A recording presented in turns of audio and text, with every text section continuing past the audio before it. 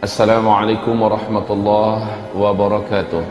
Ibaratullah, pembahasan kita pada kajian di majlis ilmu ini, yakni pembahasan yang memang jarang disinggung-singgung, dibahas dan dibedah oleh para ulama di muka bumi, yaitu tentang Ya'juj dan Ma'juj. Lalu apa yang akan kita lakukan terhadapnya? Atau apa cara kita untuk menyikapi interaksi yang berbahaya bersama mereka? Dan perlu diketahui, hari ini dengan penuh keyakinan saya sampaikan, Ya'juj Ma'juj akan sampai ke Indonesia. Karena Allah Subhanahu wa taala dan Rasulnya menyebutkan satu bumi ini dibungkus oleh mereka. Baik, mari kita ulang. Kita mulai pembahasan tentang Ya'juj dan Ma'juj ini dengan membuka Al-Quran. Bismillahirrahmanirrahim. Kita mulai dengan surat Al-Kahfi ayat 92 sampai 99. Sebelum kita baca ayat ini, baik kita tumbuhkan pertanyaan, kenapa melindungi diri dari Dajjal dengan surat Al-Kahfi? Yang kedua, kenapa Allah letakkan kisah Ya'juj dan Ma'juj di dalam surat Al-Kahfi? Jawabannya adalah satu, Dajjal memiliki kemampuan untuk mengkafirkan manusia dengan segala kekuatannya. Sementara kisah Al-Kahfi adalah berlindungnya para pemuda-pemuda beriman dari pemaksaan kekafiran yang saat itu ditekankan oleh penguasa zalim yang kafir. Siapapun yang tidak mau kafir akan dihabisi di tangannya dan bala tentaranya. Maka para pemuda Kahfi melindungi diri mereka masuk ke dalam gua yang mereka digelar dengan Ashabul Kahfi. Dajjal nanti memaksa orang dengan segala macam trik, dengan kekuatan, dengan harta, dengan dunia, termasuk ancaman pembunuhan dan penyiksaan jika tidak mau bergabung dengannya, jika tidak mau menuhankannya. Surat Al-Kahfi menjadikan orang-orang yang hafal ayat ini, hafal surat ini, dan mengetahui makna dan segala kandungan isinya terjaga daripada Dajjal. Ini pertama, tentang Dajjal. Yang kedua, tentang Ya'juj dan Ma'juj. Allah ceritakan di sini, larinya pemuda Kahfi ke dalam gua dalam rangka selamat dari ancaman kematian yang sudah diumumkan oleh penguasa zalim yang kafir pada masa itu. Di akhir zaman, Allah perintahkan seluruh orang yang beriman agar selamat dari ancaman kematian, teror kematian oleh Ya'juj dan Ma'juj, agar lari. Dan pemimpin yang membawa mereka lari untuk selamat dari Ya'juj dan Ma'juj adalah Isa alaihi salam serta Al-Mahdi. Kaum muslimin yang kami muliakan, sama-sama lari tetapi beda. Kalau dari Ya'juj dan Ma'juj hanya menyelamatkan diri dari pembantaian. Sementara kalau dari Dajjal, pembantaian itu bab terakhir, pemurtadan dan pengkafiran. Kira-kira enak yang mana? Nggak enak dua-duanya. Tetapi kalau terpaksa harus memilih, kita lebih baik dibantai oleh Ya'juj dan Ma'juj, sementara kita tetap mukmin. Karena Ya'juj nggak peduli mau muslim kita, mau mukmin kita atau tidak, yang pokoknya siapapun manusia selain mereka wajib habis. Ini sebenarnya cita-cita Yahudi, Pak. Yahudi ingin habiskan seluruh manusia selain kelompok mereka. Tapi Yahudi masih agak sedikit punya cara. Kalau Ya'juj Ma'juj nggak ada cerita, brutal. Memang main tebas, main pancung, main cincang, main gantung, main bakar. Tidak ada satupun peluang untuk hidup seluruh manusia di bumi ini selain ras mereka. Bahwa hakikat Ya'juj dan Ma'juj ini benar-benar ada. Bagaimana Allah menceritakan mereka, kita perhatikan dan kita simak. A'udzu billahi minasyaitonir rajim. Ayat 92. Sebenarnya kisah mereka itu dimulai dari ayat 90 ya, kisah mereka yakni tentang Zulkarnain.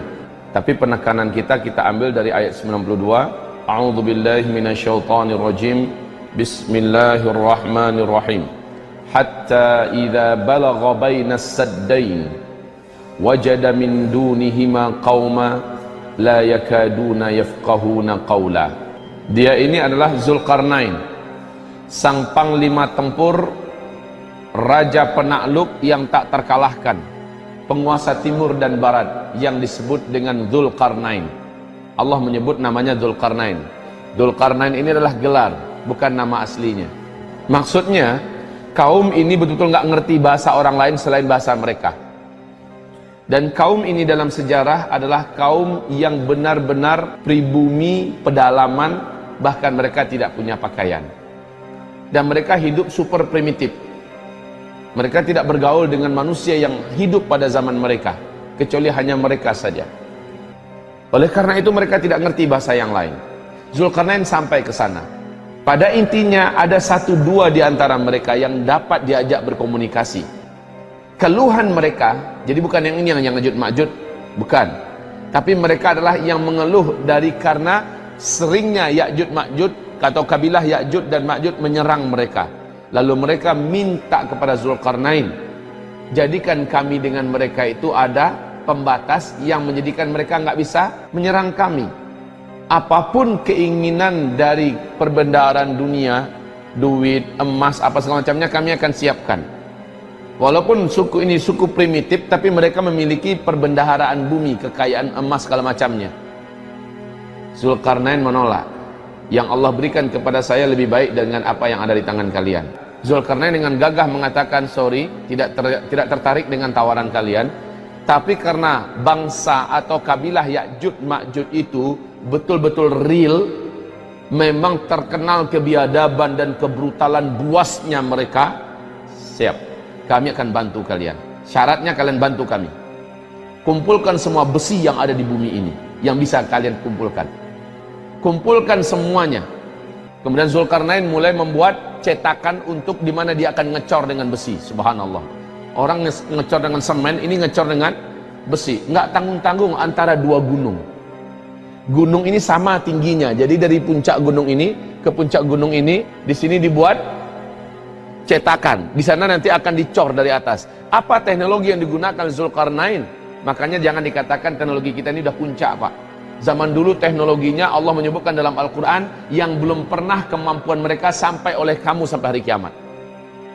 Jangan katakan bahwa kita sudah ada di puncak teknologi sekarang. Allah telah pernah menaikkan manusia di puncak teknologi, Allah hancurkan. Allah naikkan ke puncak teknologi, Allah hancurkan. Dan Allah berkata teknologi yang ada pada mereka lebih baik daripada yang ada pada kita. Ya'juj dan Ma'juj ini sekali lagi nggak peduli. Ketemu binatang, binatang mereka tangkap, dan binatang itu mereka jadikan makanan mereka. Ketemu manusia, mau kecil, mau tua, wanita, laki-laki, pasti mereka cincang, mereka bantai. Dan kejahatan Ya'juj dan Ma'juj ini saking terkenalnya, sampai-sampai tidak ada satupun manusia yang sanggup melawan dan mengalahkan mereka saat itu.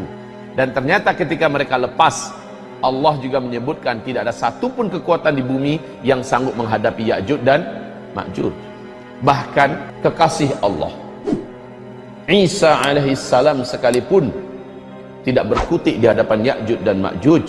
Al-Mahdi dengan bala tentaranya tidak sanggup berhadapan dengan Ya'juj dan Ma'juj.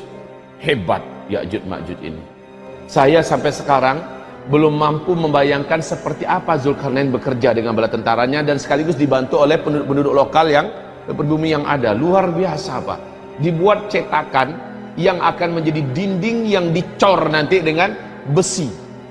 Ketinggian dinding itu nggak tanggung-tanggung, setinggi gunung di antara 2 puncak gunung. Dan ternyata sekarang ditemukan lokasinya itu adalah di antara Azerbaijan dengan Armenia. Penduduk setempat ketika Ibnu Battutah melakukan perjalanan ke sana selama beberapa bulan, ditemukan lokasinya, penduduk sekitar mengatakan kami tidak mampu mendekati tempat itu. Kenapa? Setiap kali kami berusaha mendekati tempat itu, seluruh bulu roma kami berdiri. Kadang-kadang, kata penduduk tempatan, kami melihat ada manusia-manusia kecil sampai di atas, di bagian yang paling rata itu, Pak, ada sampai orang-orang kecil. Orang-orang kecilnya, orang KT-KT itu orang Asia lah. Yang pendek-pendek dibandingkan orang Eropa, orang Barat tinggi-tinggi. Kecil-kecil muncul ke atas. Setiap kali mereka sampai ke atas, kami melihat ada angin kencang menghantam, lalu mereka terjatuh kembali ke dalam. Setiap kali ada yang sampai ke atas, ada angin yang yang menghantam mereka kembali terjatuh ke dalam. Ini kata penduduk setempat.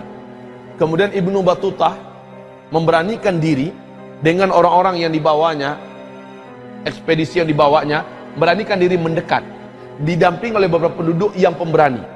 Lalu mereka dah mampu mendengarkan dari balik tembok besi itu ada suara yang riuh di dalam, suara ribut macam kerja keras, tang teng tong, papu papu, bekerja dengan suara-suara yang banyak. Subhanallah, uniknya tempat ini tidak mampu disenter oleh satelit yang ada. Inilah bentuk bungkus gaib yang Allah jadikan. Fisiknya ada, kekuatan gaibnya juga ada. Kekuatan ini tidak mampu ditembus oleh satelit dan teknologi manusia. Persis dengan segitiga Bermuda.